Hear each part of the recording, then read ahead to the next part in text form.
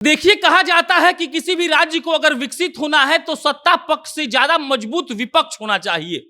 आज अगर हम बिहार के विपक्ष की बात करें तो बिहार में विपक्ष है भाजपा, और भाजपाइयों से लोगों को सीखना चाहिए कि विपक्ष में रहकर आपको किस तरीके से प्रोएक्टिवली काम करना होता है।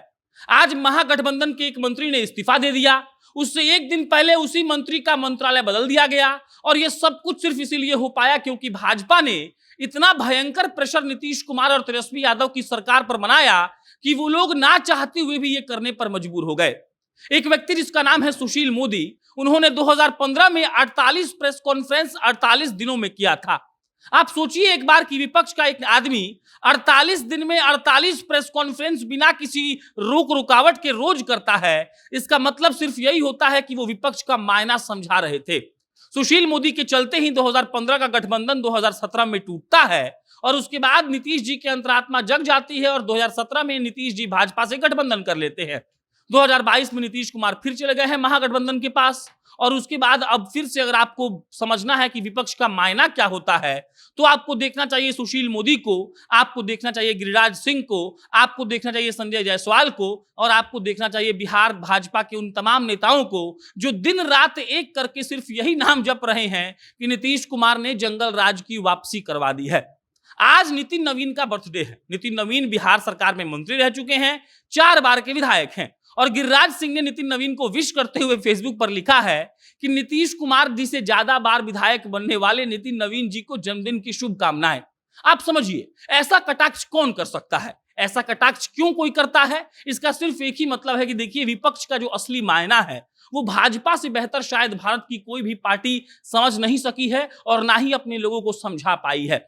जिस दिन से महागठबंधन की सरकार बिहार में बनी है, उस दिन से लगातार भाजपा के नेता रोज कोई ना कोई प्रदर्शन करते हैं, कहीं ना कहीं धरना देते हैं। आप याद करिए 2015 के बाद जब 2017 में सरकार गिरी थी तो गलत किया था नीतीश कुमार ने महागठबंधन के साथ, लालू प्रसाद यादव की पार्टी के साथ। उन लोगों ने बहुत चिल्लाहट भी मचाया, उन लोगों ने बहुत कहा कि उनको धोखा दिया गया है। लेकिन यही काम जब 2022 में नीतीश कुमार ने भाजपाइयों के साथ किया तो भाजपा वालों ने पहला दिन पटना में धरना प्रदर्शन किया, उसके बाद जाकर ब्लॉक लेवल पर धरना प्रदर्शन किया, और उसके बाद जाकर पंचायत लेवल पर धरना प्रदर्शन किया।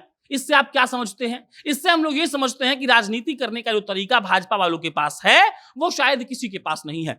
अगर आप पिछले 25 दिनों के बिहार के राजनीति के घटनाक्रम पर नजर डालेंगे तो आपको समझ में आ जाएगा कि महागठबंधन से ज्यादा एक्टिव आज यहां का बिहार भाजपा के वो सारे नेता हैं जिनको लगता है कि उनके साथ छल हुआ है और नीतीश कुमार ने सरकार बनाने के लिए चोर दरवाजे से महागठबंधन में एंट्री ले ली है। सारे नेता एक साथ सुर में सुर मिलाकर ये कह रहे हैं कि नीतीश कुमार पलटू राम है और उन्होंने बिहार को गड्ढे में ढकेल दिया है और जंगल राज की बिहार में वापसी हो गई है।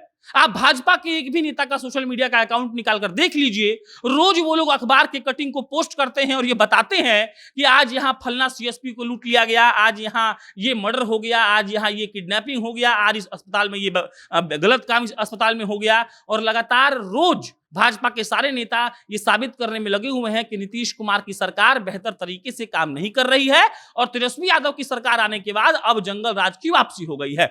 विपक्ष की बात करना आज जरूरी क्यों है? इसीलिए जरूरी है क्योंकि देखिए, बिहार का या फिर किसी भी राज्य का विकास उसी वक्त हो सकता है जब सत्ता पक्ष पर विपक्ष पूरा पड़ा हुआ हो, और भाजपा के नेता जिस तरीके से सत्ता पक्ष पर पड़े हुए हैं उससे सिर्फ यही आभास होता है कि अगर ये लोग विपक्ष में रह जाएं तो बिहार का विकास होगा ही होगा।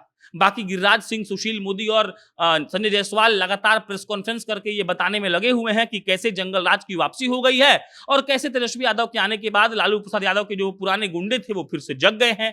इसमें कितना सच्चाई है और ये बात कितनी झूठ है इसका बात मत करिए, इस बात का बात करिए कि कैसे भाजपा ने महागठबंधन को बांध कर रखा हुआ है। नीतीश कुमार भी हिल नहीं पा रहे हैं, और उसके बाद इसी प्रेशर का नतीजा है कि आज एक मंत्री को इस्तीफा दे देना पड़ा। हो सकता है कि वो मंत्री साहब जेल चले जाए, और मैं दावे के साथ कह सकता हूं कि अगर मंत्री साहब जेल गए तो भाजपा वाले फिर प्रदर्शन करेंगे और ये साबित करने में लग जाएंगे कि कैसे महागठबंधन चोर है। विपक्ष का जो भूमिका होता है, जैसे भाजपा उस भूमिका को निभाती है, शायद कोई अन्य पार्टी नहीं निभा पाती है। बाकी आप क्या सोचते हैं कमेंट बॉक्स में लिख के बताइए। मेरा नाम प्रशांत राय है, आप जनता नेशन देख रहे थे। बहुत बहुत धन्यवाद।